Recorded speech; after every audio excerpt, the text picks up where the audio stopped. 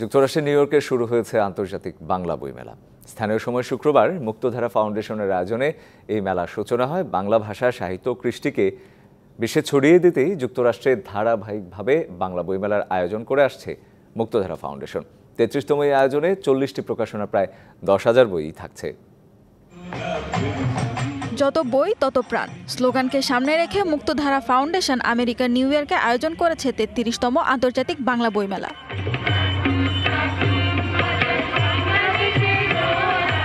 প্রবাসের ৪টি সাংস্কৃতিক সংগঠনের অংশগ্রহণে বৃন্দগান ও নৃত্যানুষ্ঠানের মাধ্যমে শুরু হয় ৪ দিনব্যাপী এ মেলা।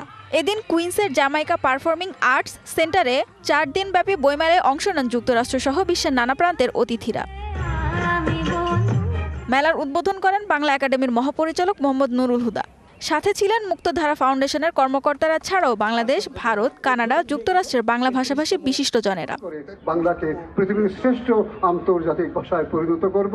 বাংলাদেশের সাংবিধানিক অঙ্গীকার, যে সাংবিধানিক অঙ্গীকারের মধ্যে ব্যক্তির অধিকারের কথা বলা আছে, যার ভিতর আছে সর্বমঙ্গলের কথা, যার ভিতর আছে বঙ্গবন্ধু শেখ মুজিবুর রহমানের সাংবিধানিক নান্দনিকতার কথা।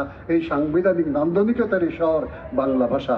যে বাংলা ভাষা কিন্তু এখন আমরা সারা পৃথিবীতে ছড়িয়ে দিচ্ছি এবং আমরা আশা করি যে আমাদের যে বিশাল ঐতিহ্য আছে, যে বাংলা ভাষার ঐতিহ্য, বাংলা সংস্কৃতির ঐতিহ্য, সেটাকে আমরা সারা পৃথিবীতে ছড়িয়ে দিতে পারবো।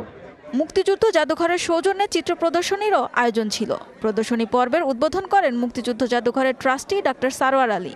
চিত্র প্রদর্শনীতে উপস্থিত ছিলেন অনেক প্রবাসী।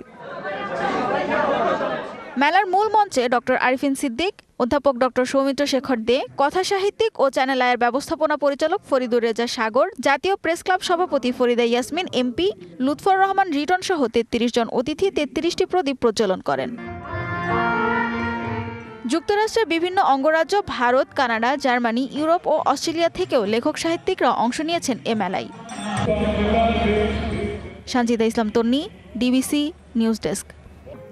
নগদে ৫০০ টাকা বা তার বেশি পেমেন্টে পেতে পারেন ঢাকায় জমিসহ ২০ কোটি টাকার পুরস্কার।